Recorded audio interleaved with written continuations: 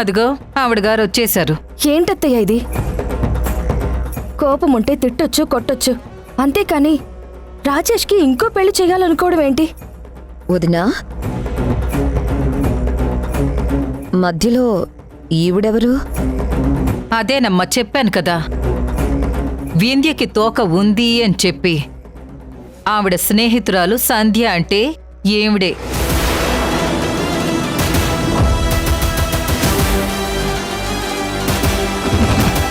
ఈవిడ్ని చూసుకునే వింధ్య ధైర్యంగా అలా ఉంటుంది. వింధ్యని ఇంట్లో నుంచి బయటకు పంపిస్తే కూడా వింధ్యని ఇంటికి తీసుకొచ్చి స్వీట్ గా వార్నింగ్ ఇచ్చి వెళ్ళిన మహాతల్లి ఈవిడేనమ్మా. ఓహో, హ, సంధ్య అంటే నువ్వేనా? రాజేష్కి పెళ్లి చేస్తుంటే వింధ్యకి లేని బాధ నీకెందుకు? చూడు, ఇది మా కుటుంబ సమస్య. అనవసరంగా ఎప్పుడు పడితే అప్పుడొచ్చి ఇలా ఇన్వాల్వ్ అవ్వద్దు. అత్తయ్య, మీరు ఎవరి మాటలో విని తొందరపడి నిర్ణయం తీసుకోవద్దు. వీళ్ళు మీరనుకున్నంత మంచివాళ్లు కాదు. మనమేదైనా నిర్ణయం తీసుకుంటే అందులో తప్పుంటే ఆ తప్పుని సరిదిద్దాలి కానీ ఇలా ఎంకరేజ్ చేయకూడదు. రాజేష్ చిన్న పిల్లవాడేం కాదు, వింధ్య కూడా చిన్న పిల్ల కాదు. లీగల్గా మీరు ఎంత దూరం వెళ్ళినా ఇది క్రైమే అవుతుంది తప్ప ఎప్పటికీ చెల్లుబాటు అవ్వదు. ఈ విషయంలో మీరు ముందుకు వెళ్తే చట్టరీత్యా మీరు నేరం చేసినట్టు అవుతుంది. దానికి శిక్ష అనుభవించాల్సి వస్తుంది. ఏంటి, ఎక్కడికొచ్చి నువ్వేం మాట్లాడుతున్నావు? నేను నేరం చేసినట్టు అవుతుందా? ఎలా అవుతుంది?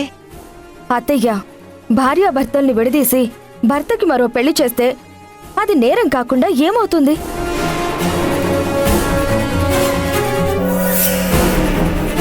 అసలు మనం ఇప్పుడు ఏ జనరేషన్లో ఉన్నాం? చట్టాలేమీ ఒప్పుకోవు. ఇది అసలు కరెక్ట్ కాదత్తయ్యా, నా మాట వినండి. హలో, ఏంటి బెదిరిస్తున్నావు? చట్టాలంటున్నావేంటి? హ, ఈ చట్టాలను ఎలా తప్పించుకోవాలో మాకు బాగా తెలుసు. మేము కోర్టుకి దొరకం. నువ్వు ఏ సాక్ష్యాల్ని పట్టుకొని మమ్మల్ని కోర్టు బోన్లో నుంచోబెట్టాలనుకుంటున్నావో ఆ సాక్ష్యాల్ని సాధించడం తమరి వల్ల అస్సలు కాదు. చట్టబద్ధంగా మేము చేసేది ఇల్లీగలే కానీ చట్టానికి దొరకకుండా, ఏ కోర్టులకి ఏ పోలీసులకి దొరకకుండా నా అల్లుడికి మరో అమ్మాయితో ఎంగేజ్మెంట్ అవుతుంది, పెళ్లి కూడా అవుతుంది.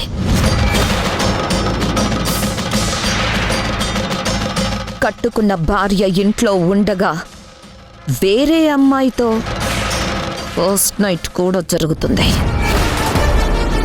నువ్వు ఏ పోలీస్ స్టేషన్కి వెళ్తావో లేదా ఏ కోర్టుకు వెళ్తావో ప్రయత్నించు.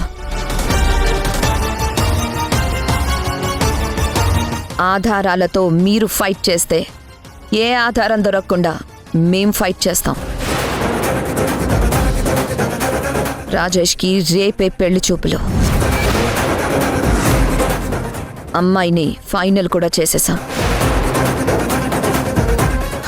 ఏం చేసి ఆపుతావో ఆపు.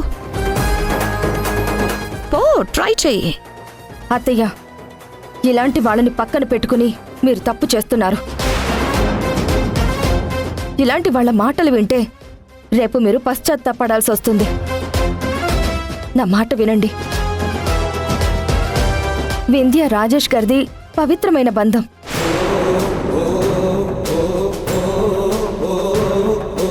రాజేష్ గారంటే వింధ్యకి, వింధ్య అంటే రాజేష్ గారికి ప్రాణం.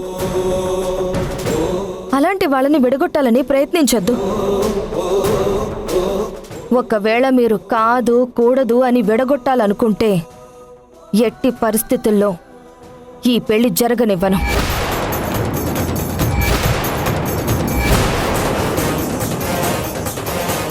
జరగనివ్వను అని చెప్పి పదే పదే చెప్తున్నావు కదా.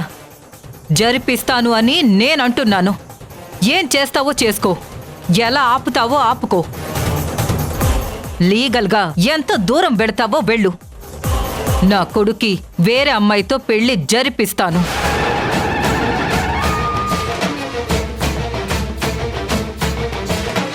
నా కొడుకు పక్కన వేరే అమ్మాయిని చూసి నీ స్నేహితురాలు ఏడ్చుకుంటూ ఈ ఇంట్లో ఉండలేక తనంతట తానే వెళ్ళిపోతుంది. కాదు కాదు, నువ్వే తనని తీసుకెళ్తావు. నీ స్నేహితురాలి జీవితాన్ని ఎలా కాపాడుకుంటావో ప్రయత్నించు.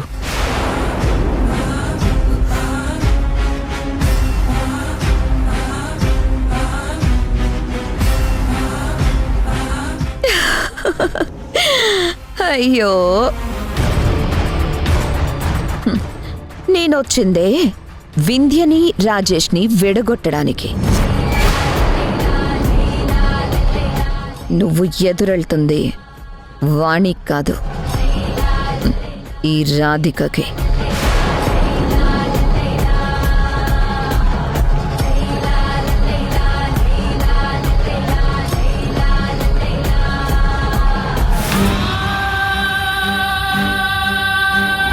ఈ సమస్యకి విరుగుడు రాజేష్కి పెళ్ళే. రాజేష్, అందరూ కింద భోజనానికి వచ్చారు. త్వరగా రారా, భోంచేసి పడుకో. రేపు ఉదయాన్నే నీకు పెళ్లి చూపులు. అమ్మ నీకు చెప్పుంటుంది కదా. నానా, నువ్వు కూడా అమ్మ వైపే ఉన్నావా? నా బాధని ఎవరితో చెప్పుకోవాలో నాకు అర్థం కావడం లేదు. నాకు కట్టుకున్న భార్య ఉంది, ఒక కూతురుంది. ఇది చాలా అన్యాయం నాన్నా. ఇదే మాట మీ అమ్మతో చెప్తే మీ అమ్మ ఏం చేస్తుందో నీకు తెలుసు. నీకు వింధ్య అంటే ఎంత ప్రాణమో నాకు మీ అమ్మ అంటే అంతే ప్రాణంరా. మీ అమ్మ ఒక్కసారి నిర్ణయం తీసుకున్న తర్వాత మళ్ళీ వెనక్కి తిరిగి ఆలోచించదు. ఇక వింధ్య రాజేష్లు కలిసి ఉండడం అనేది అసంభవంరా.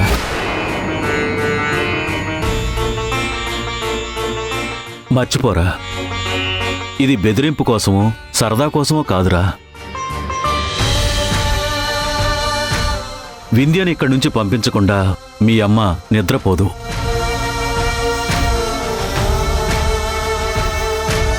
ఎక్కువగా ఆలోచించుకో, వచ్చి భోంచేసి పడుకో.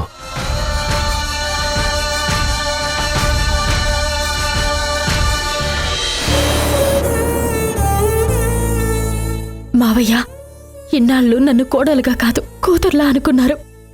నన్ను ఎంతో గౌరవించారు. నాకు ఏ సమస్య వచ్చినా మీరే చూసుకునేవారు.